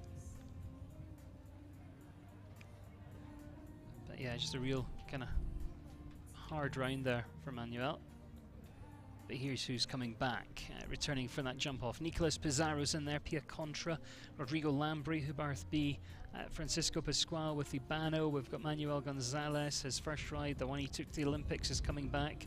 Simon Salami is also in there, Jose Alberto and Quinley. So that's our first look, and then we've still got 3 more. We've got Nicolas Pizarro with a second ride. Jose Antonio Chedraui will be last to go, and we can't forget Carlos Rodolfo Molina as well. So some real quick combinations. You know, we've certainly got 1 or 2 that have been to Olympic Games in there, and you know, are all very competitive, and they've now, you know, sort of met that criteria of qualifying for World Cup. You know, due to the number of riders that are here, they don't have to worry about that. So it's all going to be about the prize money in this competition, and there's certainly plenty of that. So they're going to be pushing forward and trying to be the fastest one with the lowest number of faults to try and take those top honours. Evoka has just joined us on Facebook Live. She's watching in Bulgaria. I know it's getting quite late over in Europe if you like an early night, so please do stay with us, because it's going to be an exciting jump off. And again, if you haven't hit that share button yet, feel free to do that. Let your friends know that we're about to have a great jump off, one they don't want to miss. And if you've got any questions, or you want to tell me who you think's going to come out on top, then you can do that on the Facebook Live as well. We'll be back on Facebook Live actually on Sunday. We've got another competition there that you can get involved with. Again, it's always great to have you involved with the conversation. And then also, of course, we'll be live on FEI TV when we turn our attention towards the World Cup. Malika says, I have a feeling that Nicolas Pizarro is going to come out on top. Well, he's got 2 horses in there, and they're both quick, and one of them comes second last to go. I think we're going to see the lead change on a few occasions. You can see there the jump crew are removing some of the equipment. We'll obviously have a look at the course in a bit more detail when we get that first horse on track. But you know, it's a real good jump off. I had a look at it when I was walking the course, and there's a couple of rollback turns where you can really, you know, be as tight as you dare, as tight as you think you can get away with, and try and save a bit of seconds, or a few seconds I should say. But then there's also big areas where you can open up the canter, open up that gallop stride, and try and save time that way. So if you've got an adjustable horse that can move forward off your leg but then come back to you so you can still do those tighter rollback turns, then certainly you're in with a shot here. But it's going to be an exciting one. And as I say, I think that lead will change on a few occasions actually. It'll just be a couple of minutes, the ring crew there taking the material out. Some of the material will be removed because, you know, for example, we're using, I think, the first 2 parts of the triple combination, so obviously the third part has to come out. No way to avoid it otherwise. But they also take some material out to help with the turns as well. So if the course designer thinks, you know, removing something would help with a turn, or would help make some extra room so that the riders can move forward, and they'll also do that as well. So we'll see quite a bit of the sort of material moving around, coming out, or just being moved to a different location in the ring. From that picture you can see there where that kind of what you would call it, that sort of tower is where the judges are, just to the right-hand side of the white tent. And that's where the gateway is as well, and then there's the warm-up just down at the bottom of the hill. And then there's another arena as well that sort of runs all day here with national competitions. So it's a real hive of activity right from the morning through until almost sunset. And as I mentioned at the top, but just in case you weren't with us, we are almost on a mountain here. We're very high above sea level, so the views are pretty spectacular. If you stand up at those tents, you know, right up at the top on the right hand of your screen, you really can see right the way across Puebla. You know, some real great views, and it's a nice world round here. I mean, most of the athletes we see representing are from Mexico. You know, we've got Guatemala in there, we've got Brazil as well. But this is a new venue for World Cup. You know, we had it in Guadalajara, we've had it in Leon. First time we've come to Puebla. And I'm assuming it's going to be here again next year. And I think we will see some other athletes come, you know, from North America, for those that are, you know, based down in Wellington or in California for the winter. I think they will make the journey here because, well, why wouldn't you? You know, when you look at the blue skies, and it's a chance to just experience something different as well. Not just in terms of sport in the arena, but also, you know, with the hospitality that's here, with the food, and just to get to a different part of the country as well. But there's more and more international competition happening here in Mexico.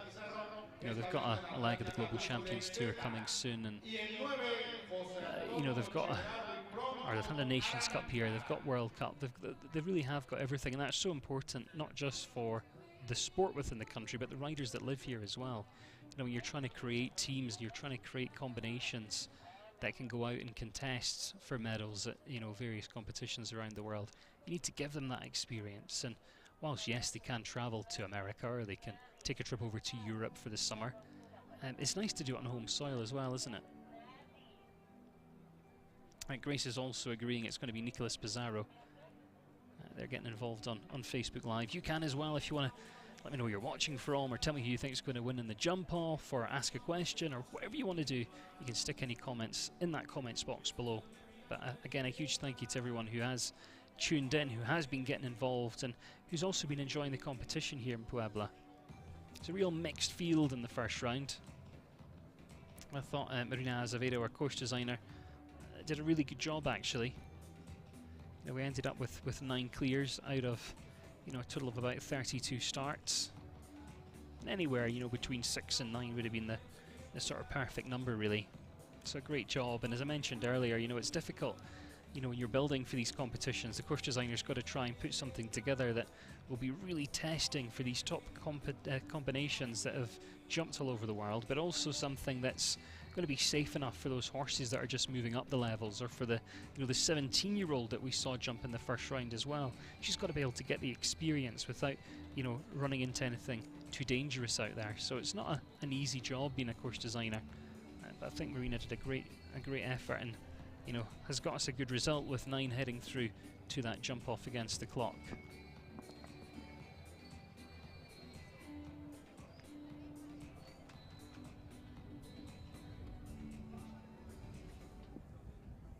Jeanette says, where am I from? Do I detect a bit of Scotland in there? You do. I'm from Edinburgh originally.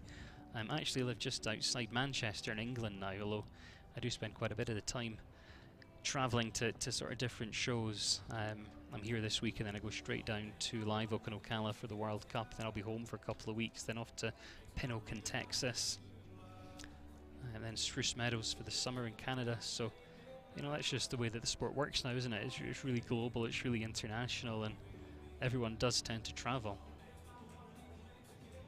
But in some ways it's almost like a travelling family, or maybe some people describe it as a travelling circus.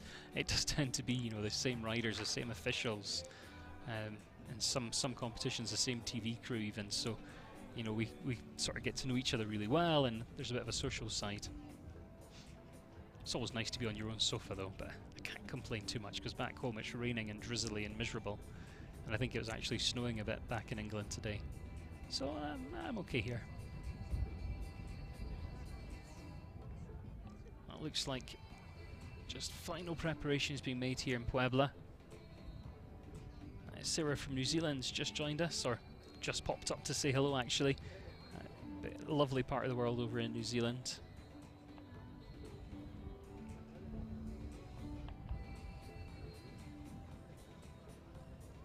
But yeah, I've just heard, you know, the first combination are making their way up from the warm-up. So we should be back underway here in just a couple of moments' time. This is the start list, by the way. You know, we've looked at who's made it through, but this is the sort of running order. They come back in the same order as they jump clear in the first round, so they retain that draw. So Nicolas Pizarro in his first ride will get us underway. Then we go to Rodrigo Lambre. Francisco's there, Manuel, Simon, Jose Alberto Martinez. Will come after that, and then we go to Molino Gordillo, then Nicolas Pizarro's second ride, and then Jose Antonio Chedraui will be last to go. Grace is just saying it was snowing this morning in Ireland. Yeah, I think, you know, Scotland, England, Ireland, Wales, anything over that section of the world, pretty miserable at the moment. Event I was organising last weekend, we almost got blown away with all the storms that were happening in England, so it was quite nice to get on a plane and head towards the blue skies. I managed to spend a day in Cancun yesterday, and I have to say that was quite nice. It was on the way here, but I just managed to, you know, spend a day there. Right, here we go. Hold on to your hats, it's jump off time. It's going to be quick, 56 seconds time allowed, but I don't think any of them are going to get anywhere near that. They're going to be going for it, they're going to be looking for the turns, they're going to be pushing on, they're going to try and be the fastest one with the lowest number of faults that will take the victory here. And of course, best of luck to them all. Nicolas Pizarro is in with 2 chances actually. Yeah, he's got two going through into this jump off. This is the first of those, this is Pia Contra.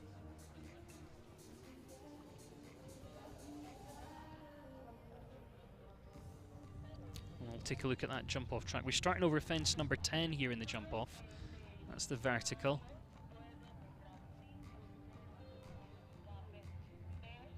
Then from there it's 10 to 11, so a left-handed sort of bending line round to the Oxer. Then we look for fence number 7, so that's a kind of quite tight left rollback turn through here, just round the car acting as a turning point. Then right-handed down towards fence number 8, the vertical. Now we go to the first 2 parts of the triple combination from the first round. So upright in, Oxer out, and 1 non-jumping stride through the distance there. 2 fences left from here. Fence number 13, so the last fence from the first round. And then you push down towards fence number 2 to finish. Yeah, great job, great start. The pressure has been added for our remaining riders, and it's going to be 44.19 to beat. That was a very great round there for Nicolas. Very good round indeed. Pia Contro now leads. 44.19 becomes the challenge. A horse with real scope, real ability, but also quite quick across the ground as well.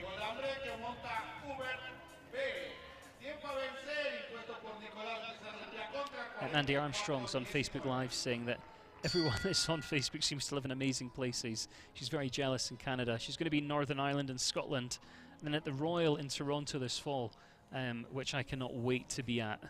I love going to the Royal. I host the coverage there every single year, but we've not been there because of COVID for a couple of years. So I'm looking forward to my trip to Toronto in November, and they're celebrating their 100th year as well.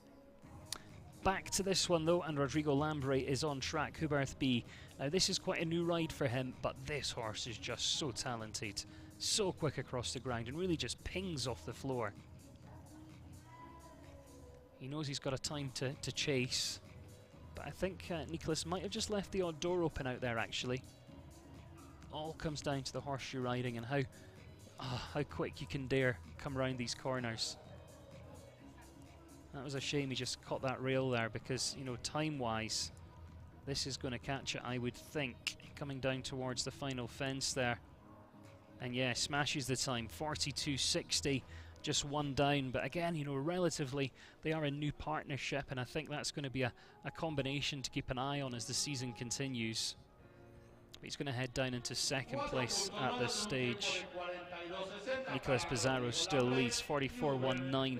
We now know, though, that the time that can be beaten, it's whether or not they can leave them up.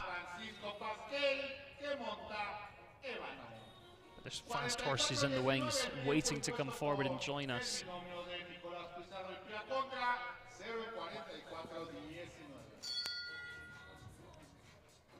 Right, we're going to Francisco Pascual next with Ibano. Fran's got a couple of really nice horses on the circuit. He's just signalling to the ground jury just to pause the countdown. I think he wants a fence looked at out there. Probably the one that came down, I would imagine, because again it was on those yellow cups. Remember we talked about those yellow cups before. If you see yellow jump cups, it's not just that you can buy them in different colours for fun. The yellow ones are actually a little bit shallower, so it means that, you know, the poles will certainly roll out them a bit easier. It's about 3 millimeters difference, but that makes a big difference. Right, off and running here, 44.19. Nice and slick through there. Just steadies down a little bit for this turn, but you've got to set up, of course. Then opens up down towards the vertical and, you know, has the confidence in that horse that he can come down on the forward strides, even the more delicate fences.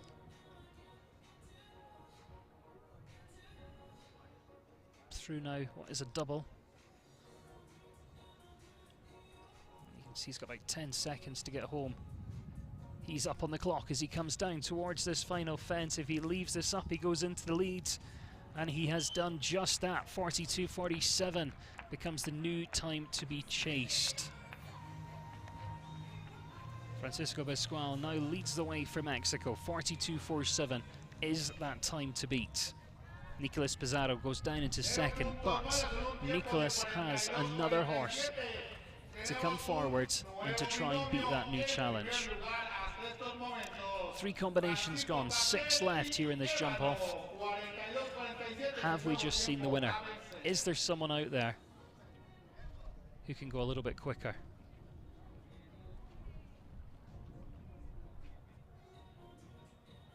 I don't know. I think we might see 1 or 2 go just a little bit faster. We'll wait and see though. You can see the atmosphere here really relaxed. The food is just amazing.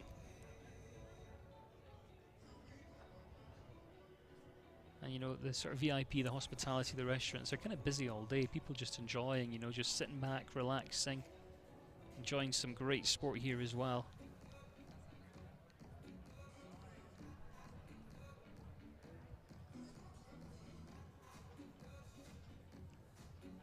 Our next partnership just making his way up into the ring now. Comes through the gates. And Manuel Gonzalez is joining us now with a horse that he took to the Olympic Games in Tokyo. Orantesia van der Leeuwenhoek represents Mexico. And sometimes, you know, when you're out in the warm-up getting ready for the jump-off, it's quite hard to also keep an eye on what's happening in the ring, but you know, they'll have spies watching that can tell them, you know, that Fran went a little bit tight around here or a little bit tight there or opened up in this place. And obviously that there is now a bit more added pressure, 42.47. And with that information, you've then got to decide whether you want to maybe adapt your plan slightly or whether you want to stay to your plan. And that just comes down to, you know, what stage the horse you're on is at in their career. And also how brave you are, of course. But these riders have all qualified, assuming they want to go in the World Cup. They're already there. So this is all about the prize money, this jump off. It's all about risk and reward. Nice slice through here.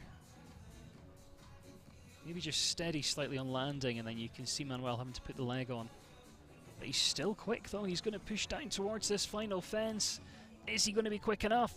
Lands, and he is. The lead changes again, 40.75. Manuel Gonzalez straight to the top. Been a great jump off so far. Certainly not disappointing here in Puebla. Pushes Francisco Pascual down to second. Nicolas Pizarro with his first of 2 rides heads on into 3rd place.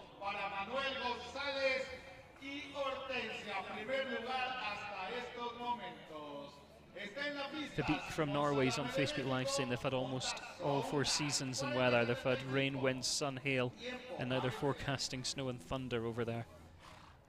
Yeah, really feel for you, but I'll stay here in the sun if that's okay. Simon Salami comes next with So Nice. This horse really jumped its heart out in the first round. But again, they know they've got to push now. 40.75. That's going to take some beating. Again, this is a stage where you might want to adapt your plan if you feel confident doing so.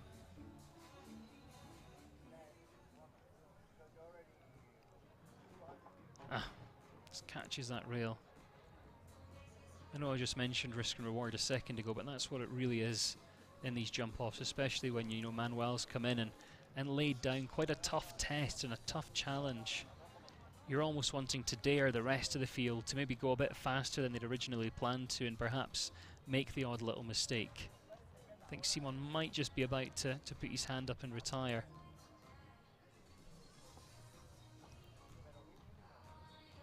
Yeah, looks like he's going to call it a day, because he knows he'll still be placed, you know, within the top 9, depending on how everyone else does.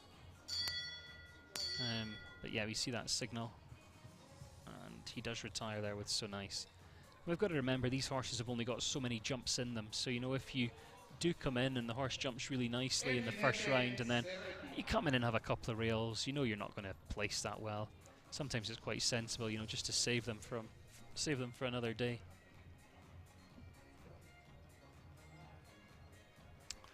That's our leaderboard as things stand. Manuel Gonzalez sitting at the top of it, 40.75. Francisco Pascual sitting second on 42.47. And then in third place, Nicolas Pizarro, 44.19. So that's how things look at this stage. But, you know, we're about the halfway stage. And none of those riders are here just for a school round. They all want a nice slice of the prize money. Jose Alberto Martinez is next with Quinley. 40.75 time to beat.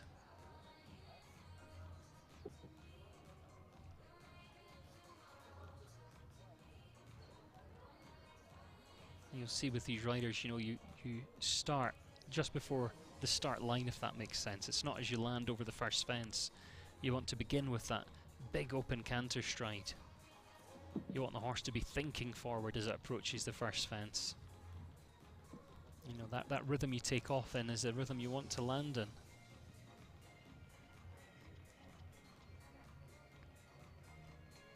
But these riders are all great horsemen as well, and you may see one or two that, you know, the horse just isn't quite at that stage in its career where it can take on the challenge of Manuel Gonzalez. He's had 4 faults. At the moment, the fastest 4 faults, 42.60. So if he can go the same or faster, that would take him into 4th place.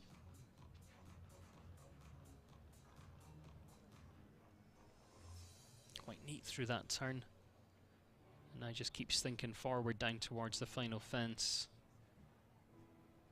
Yeah, 41.32 the time, so that is faster. Fastest 4 fault round now. Goes into 4th place, into 4th there for Jose Alberto Martinez.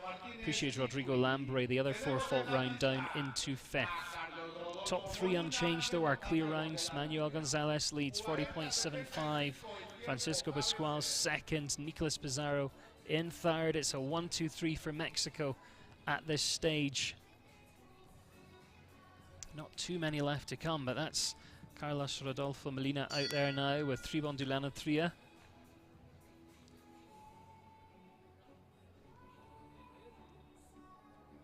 Him having a look around, just, you know, reminding himself of those turns, taking a deep breath, picking up the canter, and then getting round towards this first fence with a little stop in the middle for good measure there. Maybe felt the horse wasn't quite listening or whatever there, so just popped in a stop just to, you know, focus the attention. And here we go. Let's see, can he beat 40.75? That's the challenge, it's the time to be beaten. Oh, little rub there. Again, just keeps things moving forward. That's our course designer, Marina. You just saw us in the middle of the picture there. She should be very happy with the way things have went so far. Oh, he's making a little bit of an adjustment there, a bit of a lead change round the corner.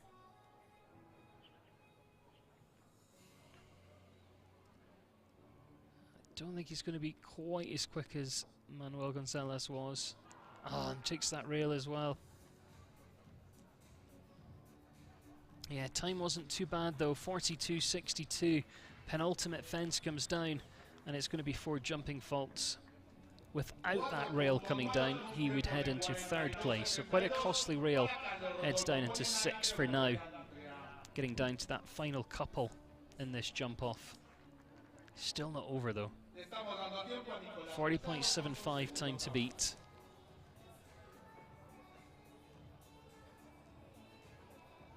And we've got 2 very quick combinations to round off this jump off here in Puebla.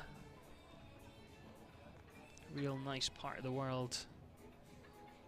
Suzanne Gills on Facebook Live saying beautiful grass arena. It really is. As I mentioned earlier, you know, so much work goes into this arena. It really isn't a grass field that's been cut and jumps put on top of it. You know, it's a real prepared surface that just happens to be grass. And a lot of watering and a lot of work to keep it looking green, because it's an absolute scorcher here. And you know, when you look at the weather forecast, you almost think that the app's broken, because it's the same every day. It's just sun, sun, sun, which I'm not complaining about. I'm going to thaw out in here and down in Ocala as well before I go back to the UK for some more freezing weather and rain. I'm sure it must be spring home, back at home fairly soon. Nicolas Pizarro, we saw him to get us underway. He was clear, and he sits 3rd with his first horse, and now he comes back with Atlantica de Soleil Z. Nicolas Pizarro here from Mexico.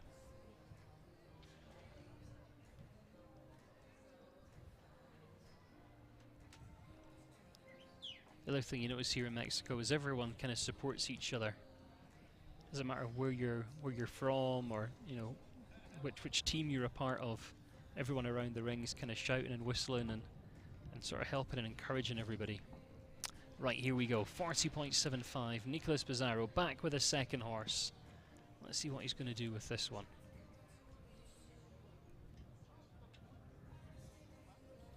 In terms of experience, I would say the other horse he has is just slightly more experienced at this level. But you know, what a great string he's got at the moment. But Nicolas, you know, just placing everything so correctly with this one. It's a real team effort. 40.75 to beat, and he's opening up down towards this final fence. Is he going to be quicker? Oh, it's going to be close. But not quite quick enough today. 41.45 goes into a very respectful 2nd place. Nicolas Pizarro there. Atlantica de Soleil Z, 2nd for now, 1 left to go, so guaranteed a podium finish today. Manuel Gonzalez still leading at this stage, 40.75, will remain the challenge, will remain the time to beat, and there's only one combination that can take the win away. Nassim is commenting there about Nicolas, his horse, saying how beautiful it is. It really is, it's quite striking and stunning. Here's our last to go then. Jose Antonio Chedraui, Jaraminca P, last to go, and with a time to beat of 40.75. If he can leave them up and go faster, then the win is all his. Let's see. It's a long wait, waiting to come into the jump off when you're last to go. Here he is, off and running. Quite a considered ride down towards the Oxer. Catches it, it's all over. Manuel Gonzalez takes the victory. Fastest 4 fault rounds, 41.32. That's Jose Alberto Martinez. So he can be faster than that. Again, still a good placing. So still plenty to play for here.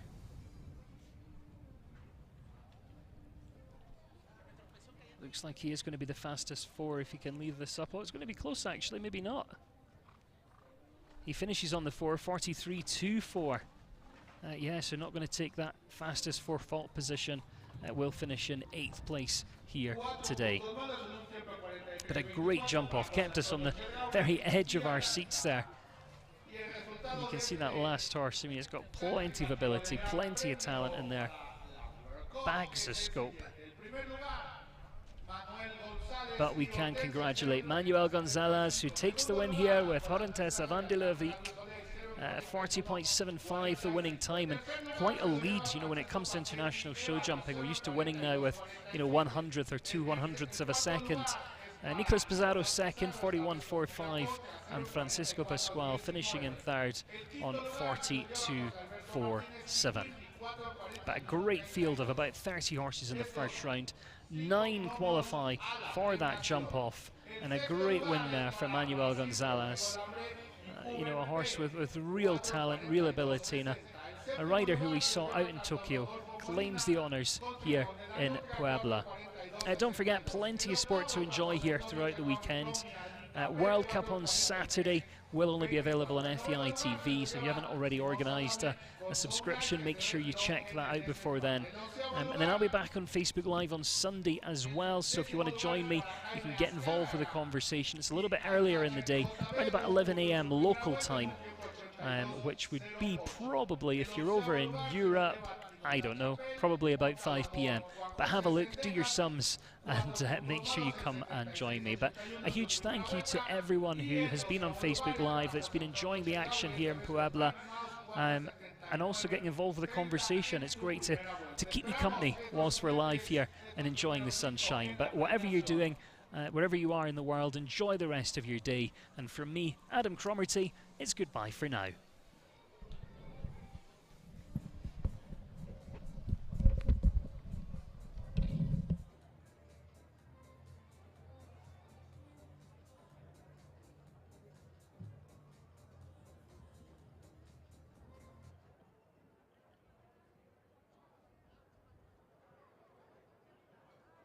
Todos podemos tener una mejor versión. Bañarte móvil también. Una versión más alegre, más rápida.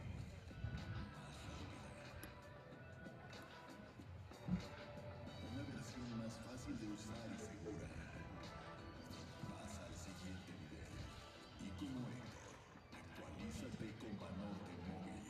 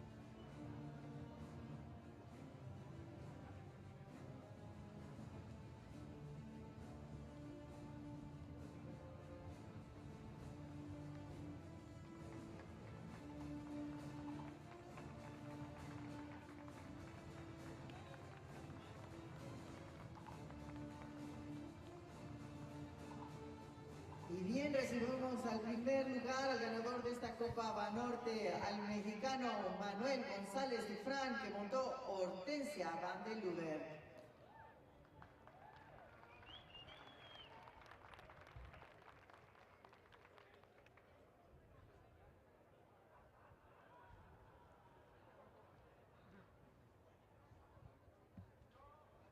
Vamos a pedir al público se ponga de pie para entonar el himno nacional de México en honor a nuestro ganador.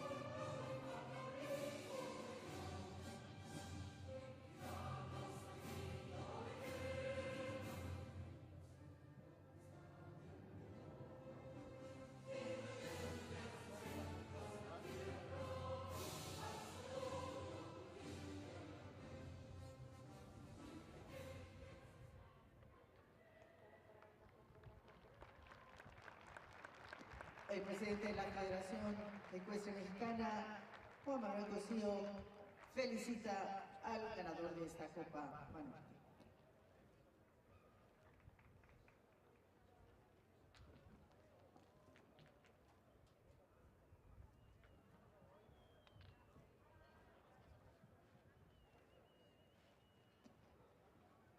El representante de la Federación Ecuestre Internacional, Jorge Aros, felicita al primer lugar.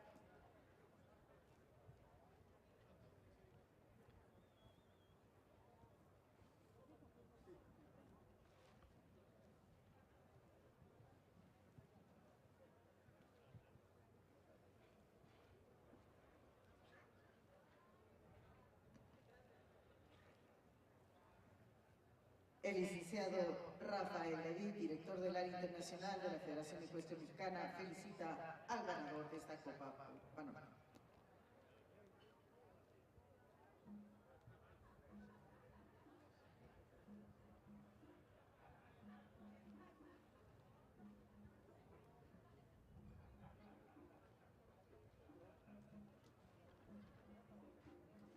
La comitiva de premiación felicita al segundo lugar al mexicano Nicolás Pizarro Suárez, que montó Atlántica du Soleil.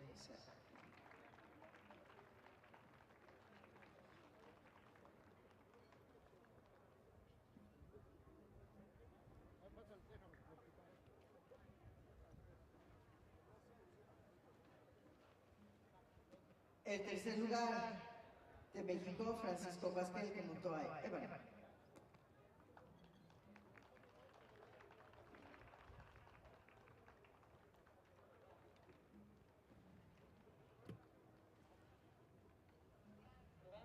Cuarto lugar de México, Nicolás Pizarro con Pía Contra.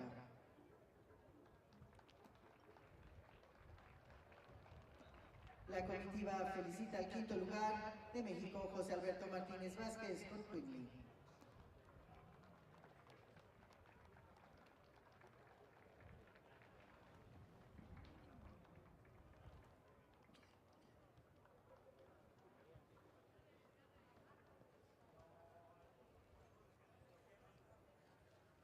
Agradecemos al presidente de la Federación Ecuestre Mexicana, Juan Manuel Cosío, al representante de la Federación Ecuestre Internacional, Jorge Aros, y al director del área internacional, Rafael David, el que nos ha hecho el honor de premiar la prueba.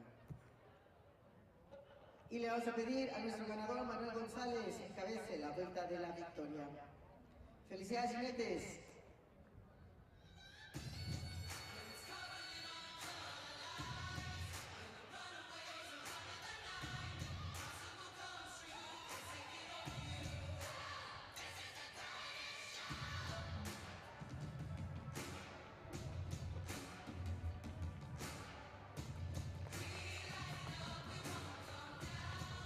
ganador de esta Copa Banorte, Manuel González Dufrán, Nicolás Pizarro Suárez, Francisco Pasquel y José Alberto Martínez Vázquez.